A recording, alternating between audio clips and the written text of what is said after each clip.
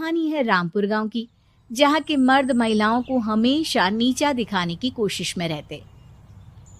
अरे अभी तक खाना नहीं आया, क्या मुझे एक और शादी करने की जरूरत है? नहीं जी नहीं, ऐसा मत करना, वरना मैं कहाँ जाऊंगी। खाना लेकर मैं अभी आई जी। गांव की पंचायत में भी फैसले हमेशा औरतों के खिलाफ ही रहते। मैं जो फैसला सुनाता हूँ वो भगवान की आज्ञा होती है। इस लड़के ने अपने मन से शादी करके अच्छा नहीं किया। लड़के को घर भेज दो और इसकी शादी इसकी जाति की किसी लड़के से करवा दो, लेकिन ये लड़की, इसे तो गांव के बाहर निकाल दो। नहीं नहीं जमींदार साहब, ये क्या बोल रहे हैं? ऐसा नहीं हो सकता। मेरी बेटी मासूम है, इसे अच्छे बुरे की समझ नहीं है। अरे कहाँ जाएगी ये बेचारी? कहाँ जाएगी? इतनी चिंता है तो पूरे परिवार का गांव निकाला कर देते हैं। बेचारे पूरे बसे बसाए परिवार को गांव छोड़ना पड़ता है।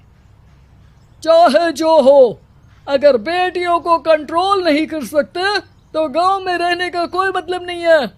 यहाँ औरतों को दब कर रहना होगा। कोई भी अपने हिसाब से कुछ नहीं कर सकता, सब ईश्वर की मर्जी से ही होगा। तभी गांव का एक आदमी दौड़ा दौड़ा आता है। सरपंच साहब, जमींदार साहब, वो कालिया है ना, उसकी बेटी पढ़ने के लिए शहर जा रही है। अच्छा, ये कब हो गया? और कालिया की हिम्मत कैसे हो गई ऐसा करने की? लेकर आओ उसे और उसकी बेटी को।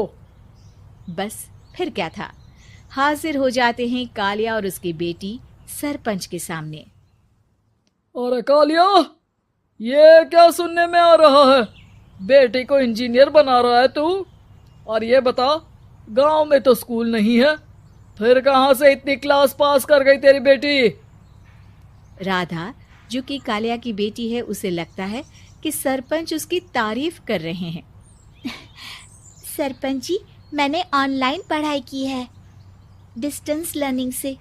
सभी में मैंने अच्छे नंबर पाए हैं, जिसे देखते हुए शहर की इंजीनियरिंग कॉलेज में मुझे स्कॉलरशिप मिली है। वाह जी वाह, क्या होती है ये? पहले तो ये बताओ, फिर आगे की बात करते हैं।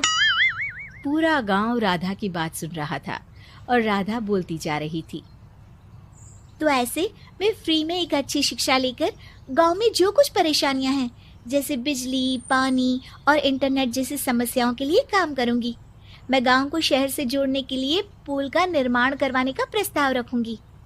मुझे पूरी उम्मीद है कि जल्द ही हमारा गांव भी तरक्की की राह पर चल पड़ेगा। राधा की बात सुनकर सारे गांव वाले ताली बजाने लगते हैं। सरपंच को समझ नहीं आता कि वो क्या करे। चुप रह नादान लड़की, गांव के खिलाफ जाने के लिए तुझे गांव से बेदखल कर दिया जाएगा, वो भी पूरे परिवार के साथ। और हाँ, अगर ठीक से गांव में रहना चाहती है तो ये पढ़ाई लिखाई छोड़ दे। हम तेरे लिए गांव का कोई होनहार लड़का देखेंगे। तभी गांव का एक आदमी बोल पड़ता है। अरे नहीं नहीं सरपंच जी, राधा बिटिया जो बता रही है, अगर वैसा हो जाए तो हम लोगों को पैसा कमाने के लिए बाहर नहीं जाना पड़ेगा। हाँ जी, और ना ही कोसों दूर पानी के लिए भटकना पड़ेगा। हमारे बच्चे भी अच्छी पढ़ाई कर सकेंगे और आगे बढ़ेंगे, ना कि हमारी तरह खेती करते बैठेंगे। क्यों गांव वालों, राधा बिटिया का साथ देना चाहिए ना। सरपंच देखता है कि गांव राधा के साथ है तो वो चुप हो जाता है। वो घर आकर अपने सलाहकार से बात करता है, जो बहुत ही चालाक किस्म का इंसान होता है। अरे सरपंच साहब, आपको बहुत ही होशियारी से काम लेना पड़ेगा। एक बार गांव तरक्की कर गया, यहाँ के बालक पढ़ लिए तो कोई ना पूछेगा आपको। और फिर ये जो बेटा और बेटी है ना आपके, इनको भी आम लोगों की तरह ही जीवन जीना होगा। हाँ, लेकिन करे तो क्या करे? वो ना आप मुझ पर छोड़ दीजिए, बस मैं जैसा बोलूं करते जाइए। अगले रोज सुबह जब गांव वाले सोकर उठते हैं तो राधा के घर के बाहर और साथ ही वो लोग जिन्होंने राधा का सपोर्ट किया था, उनके घर के आगे लाल रंग से कल आऊंगी लिखा होता है। कल आऊंगी, यह क्या होता है? अरे यह तो खून से लिखा है, लगता है कोई भूत प्रेत या चुड़ैल का साया है। चलो सरपंच जी के पास चलते हैं। सभी सरपंच के पास जाकर उसे सारी बात बताते हैं। अरे ये तो बड़ी मुश्किल की बात है। चलो मैं एक बाबा को जानता हूँ, उन्हें बुला लेता हूँ। सरपंच बाबा को लेकर गांव के घर के बाहर जाता है। ओहो, तो ये वो चुड़ैल है जो उन लोगों को निशाना बनाते हैं जो गांव को बदलने का सपना देखते हैं। वो गांव को ऐसे ही संपन्न देखना चाहती है। वो नहीं चाहती कि कोई बाहरी यहाँ का कायाकल्प करे। क्या तुम लोगों में से किसी ने गांव को बदलने की सोच रखी है? तभी राधा की माँ रोते रोते आती है। मेरी राधा घर से गायब हो गई है। अरे कोई तो बचाओ, मेरी बच्ची कहाँ गई?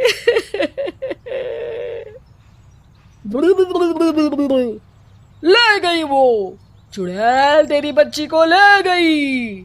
अब वो उसे श्रापित करके छोड़ेगी, उस पर चुड़ैल का साया हो जाएगा। तभी बुरी सी हालत में राधा भी वहां आ जाती है।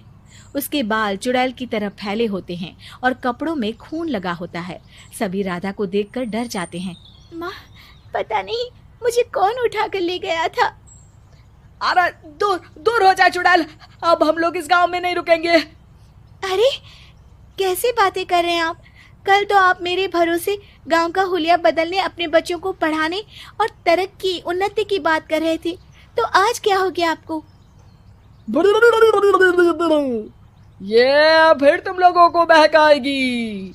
ये चुड़ैल गांव में आ चुकी है, ऐसे ही ये तुम्हारे घर के बच्चों को भी ले जाएगी।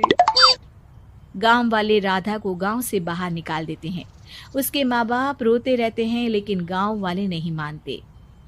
मैं भी अपनी बहन के साथ गांव के बाहर रहूंगा, लेकिन वो पढ़ाई नहीं छोड़ेगी। वहीं सरपंच के घर पर सलाहकार कहता है। देखा, सांप भी मर गया और लाठी भी नहीं टूटी। लेकिन अगले ही दिन सरपंच के घर के बाहर भी वही शब्द लिखे होते हैं।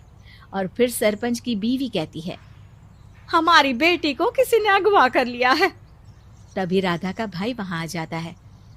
अरे गांव वालों, मैंने सरपंच जी की बेटी को देखा था। वो चुड़ैल उसे उठाकर ले जा रही थी। अरे क्या मजाक कर रहे हो? नहीं नहीं सरपंच जी, आप नहीं जानते। वो चुड़ैल अब आपकी बेटी में आ जाएगी, जैसे राधा के अंदर आ गई थी। तभी सरपंच की बेटी वैसी ही हालत में वहां आती है जैसे राधा आई थी। पापा, पता नहीं कैसे मैं गायब हो गई थी। चुड़ैल, इसके अंदर भी चुड़ैल का साया है, मारो इसे। अरे नहीं नहीं, इसे भी राधा के पास गांव के बाहर ही भेज दो। अरे चुप रहो, मेरी बेटी कहीं नहीं जाएगी और चुड़ैल वुड़ैल कुछ नहीं होता है। अरे कैसे बात कर रहे हो सरपंच जी? आप तो बोल रहे थे कि आपका फैसला भगवान का ज्ञान होता है, तो अपने पर बात आई तो अब आप ऐसे बोल रहे हैं। अरे ना ना ना, आपको अपनी बेटी को त्यागना ही होगा। अरे बुलाओ बाबा को। राधा का भाई बाबा को ले आता है, जिसे अब गांव वालों के डर के कारण सच बोलना पड़ता है। मैं कोई बाबा नहीं हूँ, मैं तो मोची था। ये सलाहकार महोदय ने मुझे कहा था एक्टिंग करने को। अब वो मुझे पैसे देने वाले हैं। अब मुझे माफ कर दो। गलती हो गई, मुझे माफ कर दो। तभी वहां राधा आ जाती है। देखा सरपंच जी, जब गांव के बच्चे साक्षर होंगे तो आप जैसे लोगों की चालाकी नहीं चलेगी।